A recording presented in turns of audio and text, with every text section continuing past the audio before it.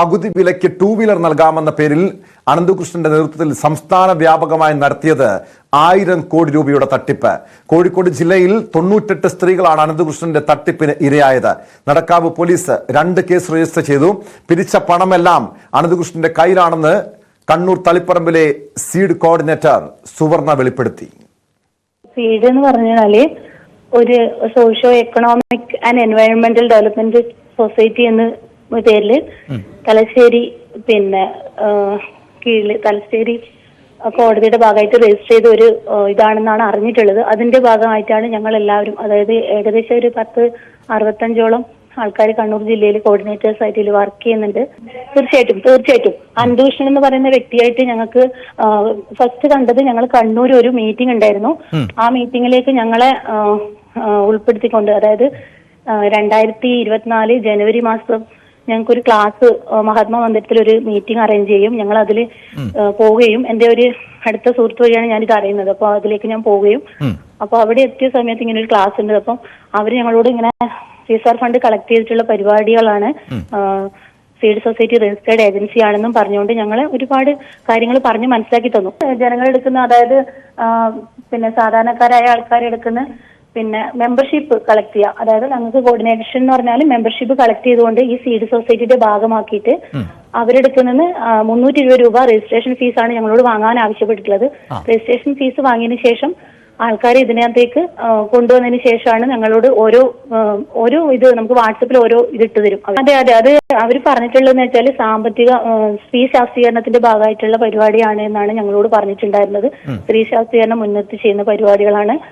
അപ്പം 100% അവർക്ക് ആനുകൂല്യങ്ങൾ ലഭ്യം, 50% സാമ്പത്തിക സഹായങ്ങളാണ് ഞങ്ങൾ അവർക്ക് പ്രൊവൈഡ് ചെയ്യേണ്ടതെന്നൊക്കെയാണ് ഞങ്ങളോട് പറഞ്ഞത്. പക്ഷെ ഞങ്ങളെ അക്കൗണ്ടിലേക്ക് 1 രൂപ പോലും വന്നിട്ടില്ല എന്നുള്ളതാണ് നഗ്ന സത്യം സർ. അത് ആർക്ക് വേണമെങ്കിലും പരിശോധിക്കാം, എവിടെ വേണമെങ്കിലും ഞങ്ങൾ അക്കൗണ്ട് ഓപ്പൺ ചെയ്ത് കാണിക്കാൻ തയ്യാറാണ്. ഞങ്ങൾ ജനങ്ങൾക്ക് ദ്രോഹം ചെയ്യുന്ന ഒരു പരിപാടി ഈ നിമിഷം വരെ ചെയ്തിട്ടില്ല. പക്ഷെ ഞങ്ങൾ ഇതിന്റെ കണ്ണികളായിപ്പോയി എന്നുള്ള ഒരു തെറ്റ് മാത്രമേ ഞങ്ങൾ ചെയ്തിട്ടുള്ളൂ. എല്ലാവരും ഒരുമിച്ചാണ് സർ, കാരണം ഞങ്ങൾക്ക് വേറെ വഴിയില്ല. ഞങ്ങൾ ജനങ്ങളുടെ ഒരുമിച്ച് ഞങ്ങൾ എല്ലാവരും ഒരുമിച്ചാണുള്ളത്. കാരണം എന്ന് വെച്ചാൽ ഞങ്ങളെ പെടുത്തി കളഞ്ഞതുകൊണ്ട് നമുക്ക് ഇതിന്റെ സമാധാനം മേലെ നിന്നുള്ള എന്തുകൊണ്ട് സാർ ഇതിനുള്ള ഉദ്യോഗസ്ഥന്മാരും ജനപ്രതിനിധികളും ഒന്നും ഇത് അറിയാതെ പോയി. സാധാരണക്കാരായ ഞങ്ങളോട് ചോദിക്കുന്ന ചോദ്യം, നിങ്ങൾ എന്തുകൊണ്ട് ഈ തട്ടിപ്പിന് കൂട്ടും, നിങ്ങൾ എന്തേ ഇത് അറിഞ്ഞില്ല? ഞങ്ങളെക്കാട്ടിലും വിവരവും വിദ്യാഭ്യാസവും അറിവും ഉള്ള ഒരുപാട് ജനപ്രതിനിധികളും സംവിധാനങ്ങളും ഉണ്ട്. വലിയ രീതിയിലുള്ള തട്ടിപ്പാണ് നടന്നതെന്നാണ് സീഡ് കോർഡിനേറ്റർ സുവർണ വെളിപ്പെടുത്തുന്നത്. ഈ തട്ടിപ്പ് പണം പൂർണ്ണമായും അനന്തകൃഷ്ണന്റെ കയ്യിൽ തന്നെയാണ്. ഇവർ നിരപരാധികളാണെന്ന് അവർ പറയുന്നുണ്ട്. പക്ഷെ എന്തായാലും പോലീസ് വിശദമായി തന്നെയാണ് ഈ കേസിൽ അന്വേഷണം നടത്തുന്നത്. അനന്തകൃഷ്ണനെ 5 ദിവസത്തേക്ക് പോലീസ് കസ്റ്റഡിയിൽ വിട്ടിട്ടുണ്ട്. അതിനിടെ ആരോപണ വിധേയനായ BJP നേതാവ് AN രാധാകൃഷ്ണൻ ഇരവാദവുമായി രംഗത്ത് വന്നു. സംഘടനയുമായി തനിക്ക് ബന്ധമില്ലെന്നും താനും തട്ടിപ്പിന് ഇരയാണെന്നും രാധാകൃഷ്ണൻ പറയുന്നു. 1 രൂപ പോലും ഞങ്ങൾ ഡൊണേഷൻ വാങ്ങിയിട്ടില്ല. 1 രൂപ പോലും ആരുടെ കയ്യിൽ നിന്ന് ഞങ്ങൾ കൈപ്പറ്റിയിട്ടില്ല. ഞങ്ങളുടെ 2 വീലർ വിതരണം ചെയ്യുന്ന ഘട്ടങ്ങളിൽ ഞങ്ങൾക്ക് വന്നു ചേർന്നിട്ടുള്ള പണം ഞങ്ങൾ കൃത്യമായി ഇവർക്ക് ഹാൻഡ് ഓവർ ചെയ്തിട്ടുണ്ട്. അതിന്റെ കണക്കുകൾ ഞങ്ങളുടെ കയ്യിലുണ്ട്.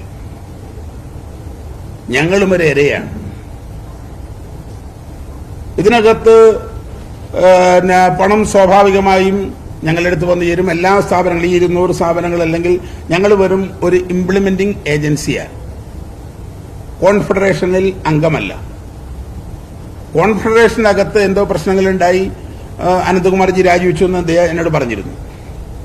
അതറിയാൻ ഞങ്ങൾക്ക് മാർഗമില്ല, കാരണം ഞങ്ങൾ കോൺഫെഡറേഷന്റെ ഭാഗമല്ല. ഞങ്ങളൊരു ഇംപ്ലിമെന്റിംഗ് ഏജൻസിയാണ്.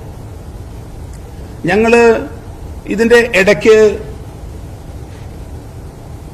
മൂവാറ്റുപുഴ പോലീസ് സ്റ്റേഷനിൽ കേസെടുത്ത സാഹചര്യത്തിൽ അക്കൗണ്ട് ഫ്രീസ് ചെയ്തു എന്നുള്ള വാർത്ത വന്നു. സ്വാഭാവികമായും ഞങ്ങൾ അന്വേഷണം നടത്തി. അതിനുശേഷം പോലീസ് ഹെഡ്ക്വാർട്ടേഴ്സിൽ പരിപാടി നടത്തി. അതിനുശേഷം അത് ഉദ്ഘാടനം ചെയ്തത് ഉത്തരമേഖല IG ആണ്.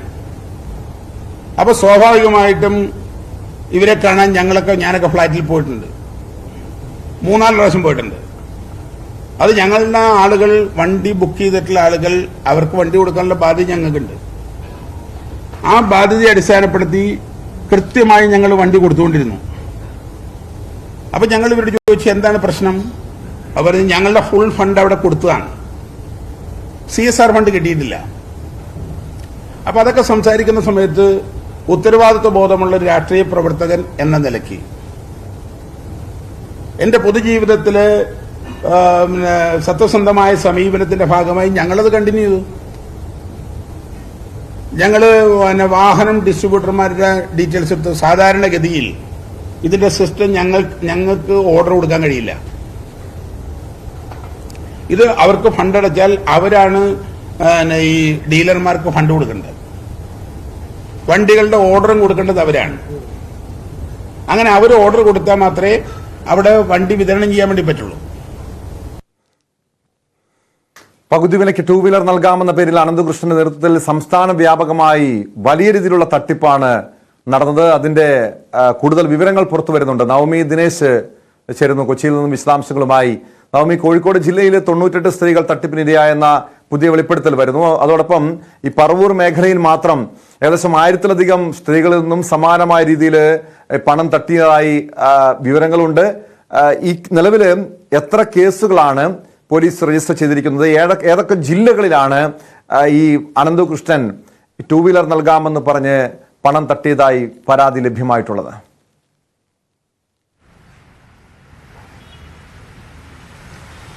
ടോം, ഇതുവരേക്കും നമുക്ക് കൃത്യമായിട്ടുള്ള ഒരു കണക്ക് ലഭ്യമായിട്ടില്ല. എത്ര കേസുകളാണ് അനന്തകൃഷ്ണനെതിരെ രജിസ്റ്റർ ചെയ്തതിൽ നിന്നും പോലീസ് ഇപ്പോഴും പുറത്തു വിട്ടിട്ടില്ല. കാരണം അത് കേരളത്തിൽ അങ്ങോളം ഇങ്ങോളം ഈ തൊടുപുഴ, മൂവാറ്റുപുഴ തുടങ്ങി കോഴിക്കോട്, കണ്ണൂർ വരെ നീണ്ടു നിൽക്കുന്നു ഈ പരാതികളുടെ പ്രളയം.